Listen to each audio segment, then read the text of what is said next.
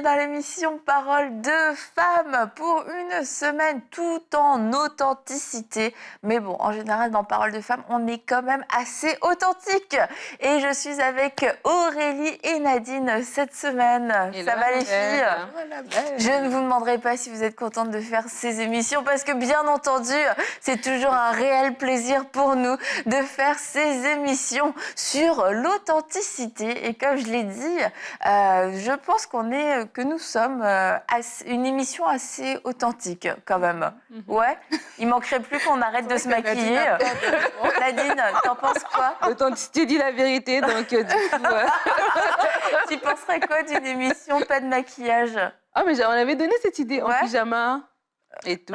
Pourquoi en pyjama? Je sais pas. Ça va trop loin parce que l'authenticité, c'est pyjama. Toi, est-ce qu'Aurélie, t'es prête pour une émission pas de maquillage un jour? Mais Aurélie, elle est super belle sans maquillage aussi en plus. Je ne sais pas. Super à toi, la belle. Eh bien, Oui, j'ai réfléchi quand même avant de répondre. Si vous êtes intéressé par une émission Parole de femmes sans maquillage, eh bien laissez-nous un commentaire et peut-être qu'on les prendra en compte ou pas. Aurélie fait non. Bah c'est sûr, sans maquillage, si ça se trouve on ne reconnaîtrait même pas. Mais c'est pas vrai en ce qui me concerne. Non, mais avant de répondre, est-ce que vous pouvez marcher, vous, sans maquillage pendant une semaine, aller au travail sans maquillage? Oui, moi oui. Ça va aider. Mais on le fait quand même, par contre. Hein. Oui, oui. Ouais, mais ça arrive quelquefois, du coup, quand je suis pas maquillée. Ça va, Annabelle? Tu vas bien? Donc, j'ai l'impression que le maquillage, même léger, fait une légère différence. Donc voilà, tout ça pour en revenir à notre thème sur l'authenticité. Aujourd'hui, et en fait, finalement, depuis la nuit des temps, c'est un combat quand même que l'humain a de vivre dans l'authenticité. C'est pour ça que même dans Proverbe 31, alors qu'on parle de la femme vertueuse, la Bible nous dit que la grâce est trompeuse et que la grâce est trompeuse la et beauté que est vaine. La beauté est vaine. Voilà. Et finalement, on voit que depuis tout le temps, ça a pu être un défi dans la vie de certaines femmes que de pouvoir miser sur la parure extérieure et les dictats, les critères pour avoir une belle parure extérieure a changé, a évolué au cours des temps, au cours des différentes générations, mais ça a toujours été un défi et le Seigneur nous encourage particulièrement, oui, en tant que femme, à plutôt travailler sur notre parure intérieure et à être des femmes authentiques, des femmes qu'il va pouvoir utiliser librement et qui ne se perdront pas dans tout ce genre de choses. Et on ne parle pas juste de physique, hein, on ne parle pas de bijoux, de maquillage, etc. C'est l'authenticité beaucoup plus loin en tant que mère, en tant qu'épouse, même en tant que chrétienne. Il y a tellement, on peut s'imaginer qu'il y a beaucoup de critères pour être la personne qu'on doit être. Mais cette semaine, on va vous encourager à être la personne que Dieu veut que vous soyez, cette créature originale, unique que Dieu a créée. Et premièrement, on va parler de la vérité parce que oui, Nadine, l'authenticité dit la vérité. J'ai l'impression que ça fait 10 fois que tu me le répètes depuis le début de la journée. C'est mon point, c'est mon point, mon seul point. Mais en fait, quand tu parlais de l'apparence extérieure, je voulais juste rajouter justement que c'est ça. En tant que femme, on est coquette et selon nos cultures, quand je dis culture, selon nos pays, donc il y a des différents façons de démontrer cette féminité, cette coquetterie et cette apparence extérieure. Et du coup, quand on pense à l'authenticité, je pense qu'il y a des gens, leur réflexe, c'est de dire une authenticité, ça veut dire pas de maquillage, pas de bijoux, pas de cheveux, ça veut dire ça. Mais en fait, c'est plus profond, c'est ça. Les tresses, les ceci. Non, ce n'est pas ça. On ne va pas rentrer là-dedans. Donc, voilà. Parce que, en fait, c'est une façon un peu réductrice de regarder l'authenticité. Parce qu'on voit juste à l'extérieur. Mais en fait, c'est plus profond. On est en train de parler à des êtres humains et en fait, de dire l'authenticité, c'est ton caractère. C'est ce que tu es vrai dans qui tu es. Et quand on se maquille, on fait des tresses, on se coiffe, on met des mèches, peu importe. C'est quelque chose de temporaire, c'est quelque chose d'extérieur. Mais le soir, quand tu dors, quand tu te réveilles, c'est ta personne en fait.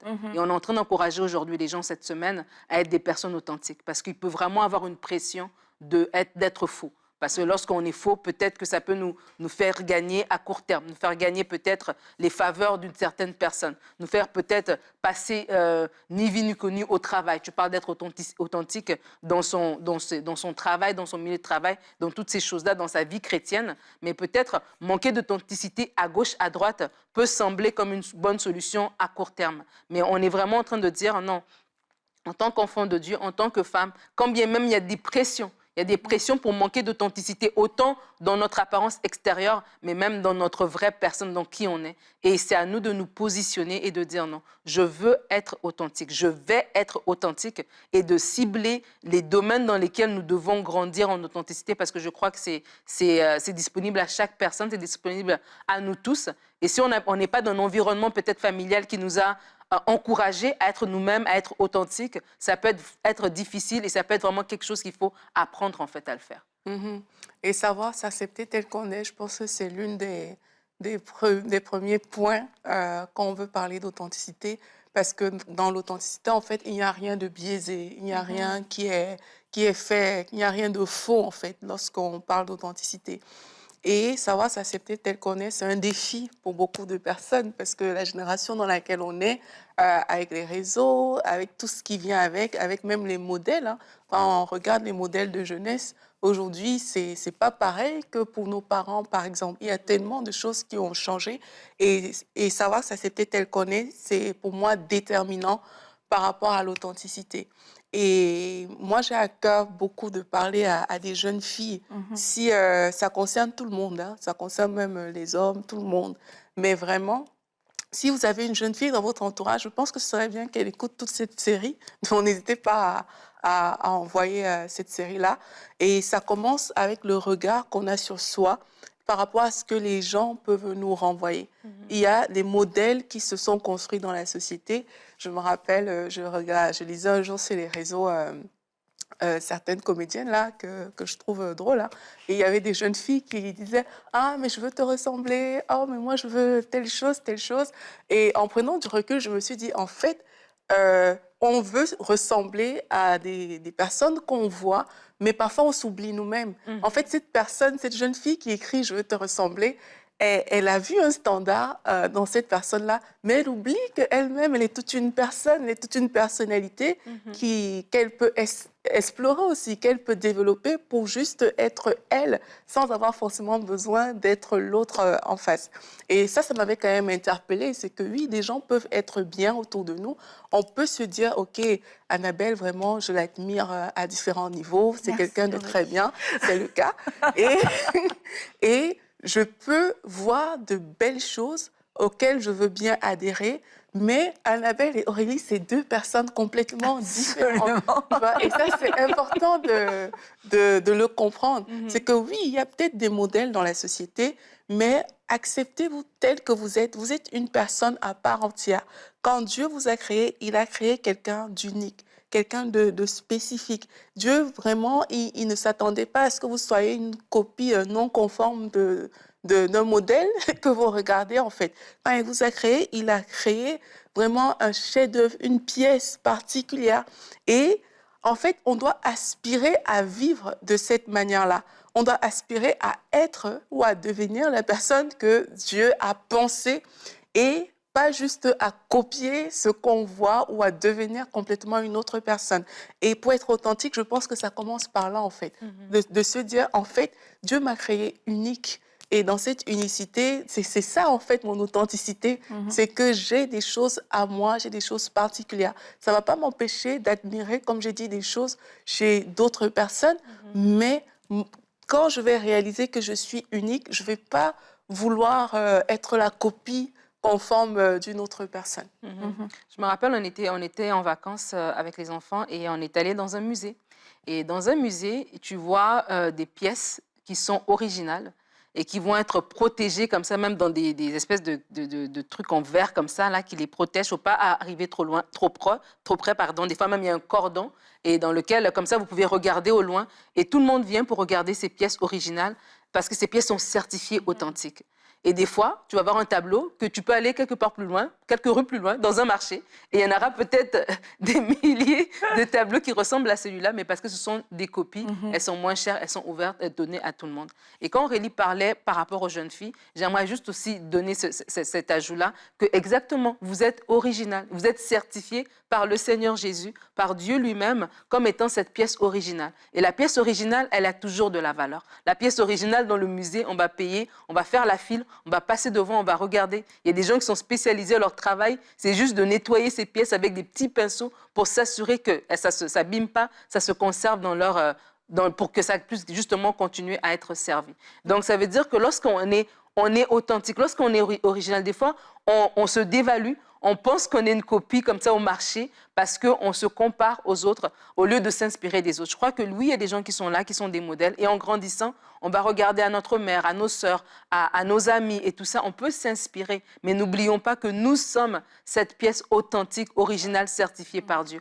Et ça va vraiment nous aider. Des fois, on se comporte comme des copies alors que nous sommes des pièces authentiques. Et ça fait toute la différence dans notre façon de fonctionner et de réagir. Et même, on a le droit d'être différent. Il y a très peu de personnes qui comprennent ça. C'est que dans une société, à l'école, partout où vous vous trouvez, vous avez le droit d'être différent, de ne pas ressembler à votre meilleur ami, aux gens qui sont les stars du lycée, de votre école. Vous avez ce droit. Et vous n'êtes pas moins que ces personnes-là. Vous avez vraiment le droit de dire, OK, moi, je suis différente d'elle. Ça ne fait pas d'elle quelqu'un de plus que moi. La Bible dit que Dieu ne fait acception de personne. Donc, on a vraiment le droit d'être tous différents, le droit de s'habiller différemment. On va parler de l'habillement plus tard dans la semaine. Le droit même de penser différemment, tout simplement, que d'autres personnes. Et j'aimerais vraiment qu'on le réalise, en fait. Parce que ce qui fait souvent qu'on n'est pas authentique, c'est qu'on veut se conformer. On veut être OK comme les gens de notre environnement. Et pour certaines personnes, même ce qu'elles ressentent, elles ne vont pas le dire parce qu'elles veulent tellement ressembler aux autres, ne pas être différents, qu'on perd en authenticité. Mais tu as le droit de rire fort, si c'est comme ça que tu ris. Tu as le droit de faire des choses que les autres ne font pas, parce que c'est comme ça que tu es, en fait. Et c'est important de le verbaliser, surtout à vous qui êtes parfois dans des écoles ou des lycées dans lesquels vous êtes peut-être stigmatisés parce que, voilà, vous êtes peut-être un peu différent et tout. Oui, vous avez le droit d'être différent et ça ne doit pas devenir une faiblesse. Au contraire, cette différence, c'est une force qui est à l'intérieur de vous. Et plus vous allez avoir la conscience que c'est une force et vous allez gagner en assurance. Et c'est comme ça que votre authenticité aussi va pouvoir se révéler et vous serez heureux en vivant comme ça.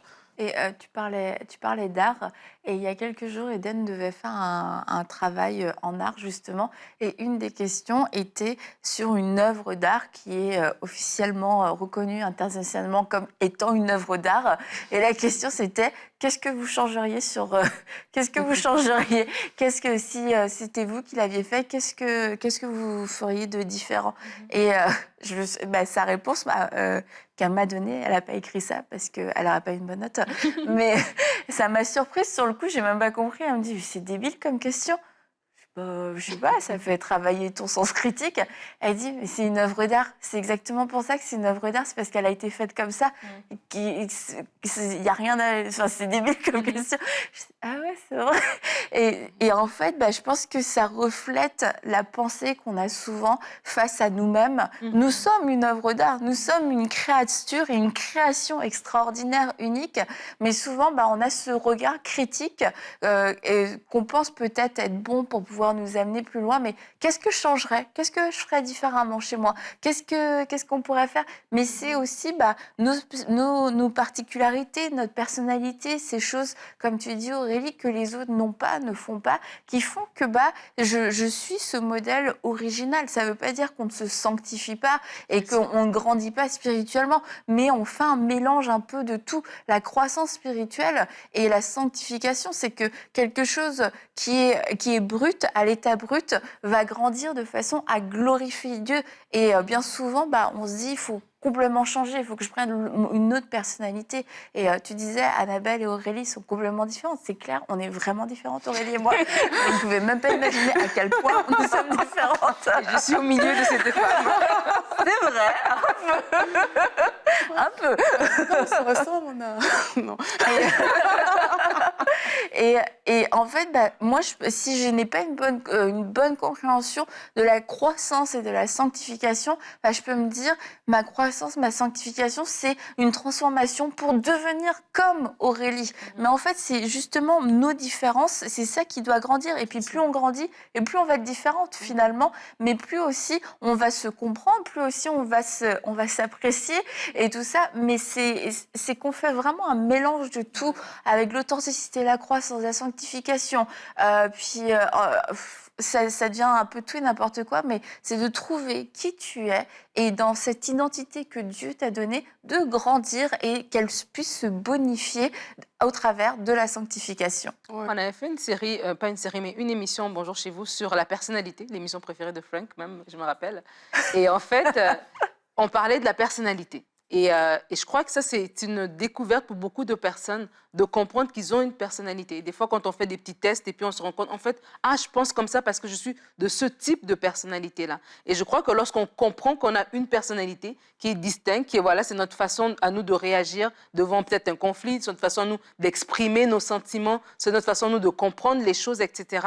Lorsqu'on accepte notre personnalité, lorsqu'on la découvre, on va évidemment, comme tu dis, la sanctifier avec le temps, sanctifier notre caractère, mais notre personnalité va rester notre personnalité. C'est notre tempérament, c'est comme ça que Dieu nous a créés. Et lorsqu'on arrive à l'apprivoiser et à l'accepter, ça nous permet de rester dans l'authenticité et de marcher dans l'authenticité, justement. Il y a des gens peut-être qui sont des personnes plus franches, donc plus expressives. Elles vont peut-être même des fois tomber dans de l'hypocrisie parce que, justement, c'est pas accepté, mettons, dans leur milieu. Des personnes qui sont plus calmes, qui prennent du temps avant de... Est-ce que je peux finir mes phrases? Les gens ne voient pas, en fait, moi, j'entends plein de petits trucs. tout le travail souterrain d'Aurélie. Vas-y. Les gens qui ont une personnalité beaucoup plus réservée, plus calme, plus réservée, peuvent avoir peur justement de manquer d'authenticité. Mais ce n'est pas que tu manques d'authenticité. Peut-être que toi, ça te prend plus de temps avant de t'exprimer. Mais en face de quelqu'un qui est franc, donc exemple, ici, tu peux penser que tu manques d'authenticité parce que ça te prend plus de temps à t'exprimer. Mais on a dit au début de l'émission, l'authenticité, c'est être vrai, être sincère, vraiment ne pas être faux. Et c'est important à ce moment-là de ne pas marcher dans l'hypocrisie. Jésus va dire, méfiez-vous du levain des pharisiens qui est l'hypocrisie. Et l'hypocrisie peut vraiment naître dans notre cœur lorsque justement on a soit peur, à cause de notre personnalité, peur de ne pas être bien reçu. Et donc du coup, on va juste mentir un petit peu, cacher un petit peu, camoufler un petit peu. Et c'est comme ça qu'on tombe... un peu caméléon. Voilà, et c'est comme ça qu'on va tomber dans l'hypocrisie. Donc c'est important de connaître sa personnalité pour justement réagir de la bonne manière, ne pas ouvrir la porte à l'hypocrisie juste parce que, en fonction de notre personnalité, on est moins bien reçu, donc on manque d'authenticité. Et moi, je crois aussi qu'il y a beaucoup de manque d'assurance derrière le manque d'authenticité. Et par rapport à la personnalité et tout, comme tu disais, en fait, je pense que les gens ont besoin d'être appréciés et d'être aimés. Et c'est ça qui entraîne l'effet caméléon aussi. Je pense qu'en disant telle chose à Nadine, elle va mieux m'apprécier. OK, on va aller dans ce sens. Même si c'est pas moi, je vais faire peut-être différent avec Annabelle et tout. J'aimerais dire ici que parfois, on porte nous-mêmes des masques parce que on ne connaît pas notre vraie identité. Mais la réalité aussi, c'est que c'est dans la présence de Dieu que notre vraie identité, en fait, va surgir. Et même avec Dieu, on peut manquer d'authenticité. On peut aller dans la présence de Dieu en étant, en se voilant, en portant un masque, comme ça, comme si on veut se vendre devant Dieu. Et moi, je crois sincèrement que dans la présence de Dieu, les blessures de l'âme qui font en sorte que les gens ont toujours ce désir d'être aimés, le désir d'être appréciés, qui sont là à l'intérieur. Mais plus on passe du temps avec Dieu, plus ce sont les choses qui s'arrachent, plus ce sont les choses qui sont enracinées. Je pense qu'on doit prier pour peut-être vous qui nous écoutez et que vous savez qu'il y a ces désirs à l'intérieur de vous. Le désir d'être aimé, d'être valorisé, d'être apprécié, fait en sorte que quand vous arrivez dans différents environnements, vous n'êtes pas la même personne. Et là, je vais faire une parenthèse parce que c'est normal en fonction des relations qu'on a avec les uns et les autres de se comporter peut-être différemment. Mais les valeurs ne doivent jamais changer en fait. Mais le degré de proximité que vous avez avec une personne ou avec une autre va faire que vous ne dites pas, vous ne parlez pas de la même manière peut-être et tout. Mais au niveau de vos valeurs intrinsèques doivent être solides et ne doivent pas changer, quel que soit l'environnement dans lequel vous vous trouvez. Et si vous réalisez qu'à cause de ce désir d'être aimé, de ce désir d'être apprécié, mais vous vous retrouvez souvent à être un caméléon parce que voilà, un coup, vous êtes comme ça et l'autre coup, vos valeurs ont tout à fait changé.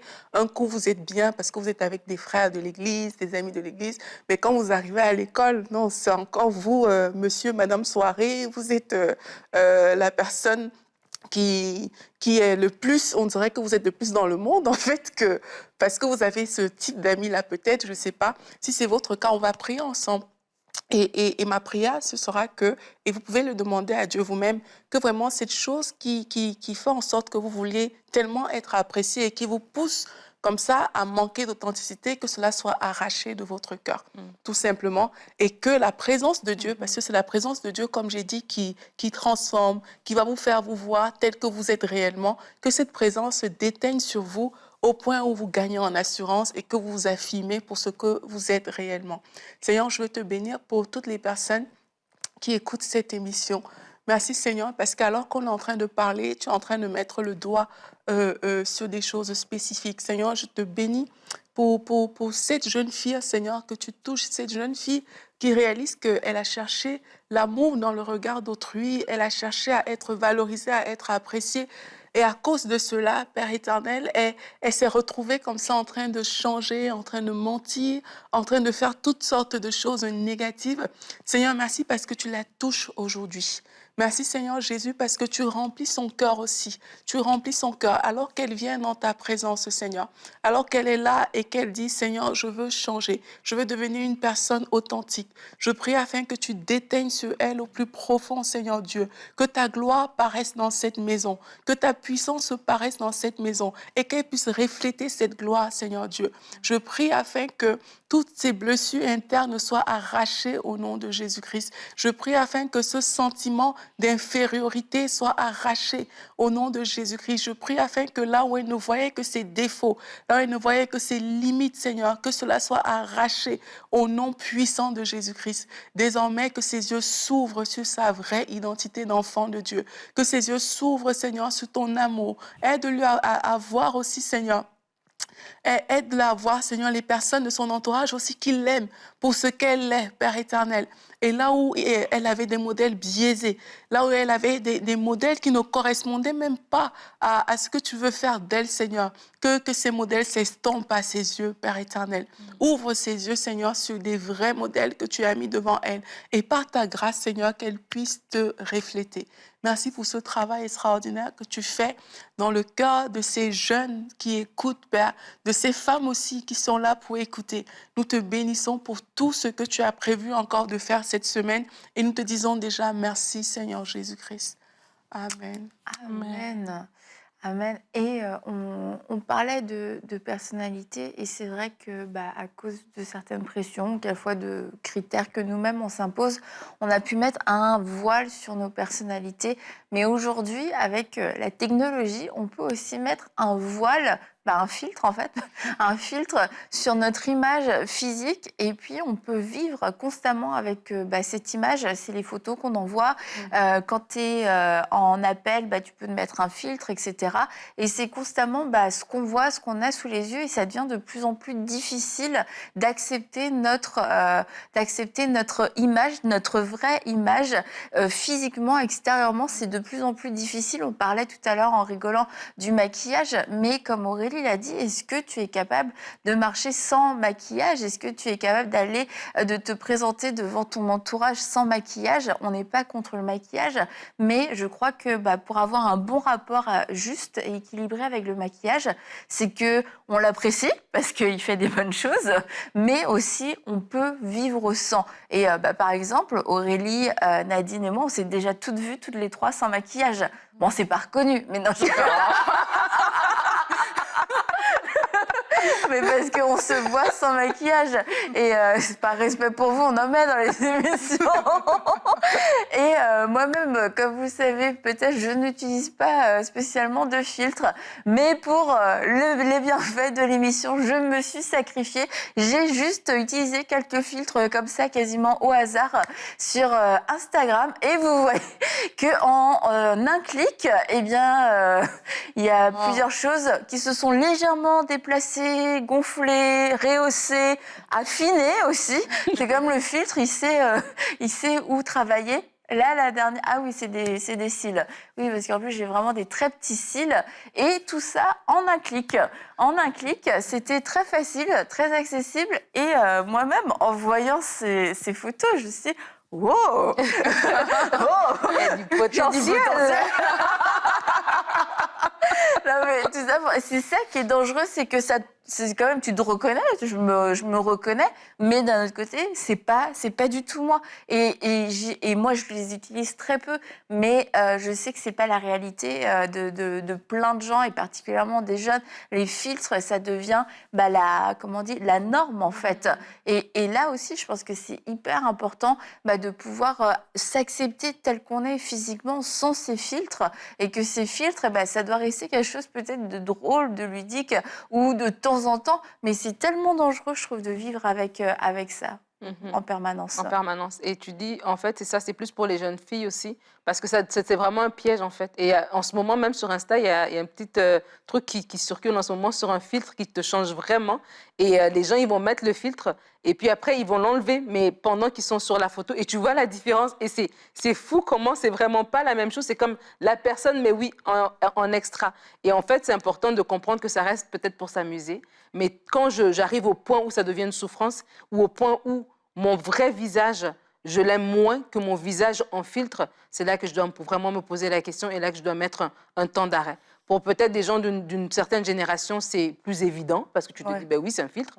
Mais pour des gens qui ont grandi, la génération tablette, qui a grandi avec des tablettes à 12 ans, à 10 ans, à 8 ans, quand on construisait encore sa personnalité et qui aujourd'hui vivent sur les réseaux la plupart du temps, ben ça peut vraiment être un challenge. Et à ce moment-là, comme Aurélie l'avait dit en début d'émission, peut-être que vous avez une jeune fille dans votre entourage, dans votre famille, dans votre église locale. C'est important aussi d'aborder, pas pour condamner, pas pour juger, mais pour dire attention. Ça doit rester dans le cadre du divertissement et que ça ne doit pas rentrer dans notre vraie réalité. On doit toujours être capable de se regarder tel qu'on est et de s'apprécier tel qu'on est. Et donc, oui, voilà, pour terminer, les boutons, les rougeurs, toutes ces choses-là, ça fait partie d'une personne normale. On ne naît pas lifté et puis selon les cours des saisons, selon les modes, on n'a pas des pommettes qui se créent, un nez qui se remonte et puis des cils qui poussent de façon extensionnable. Je ne sais même pas si ça se dit.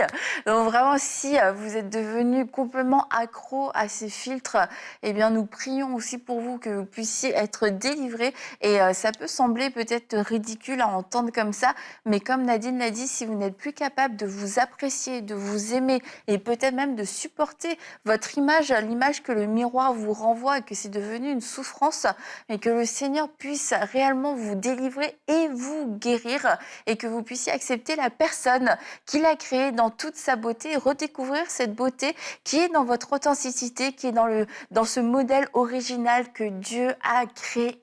Et on va se retrouver demain pour une prochaine émission de Paroles de Femmes, tout en authenticité, bien entendu.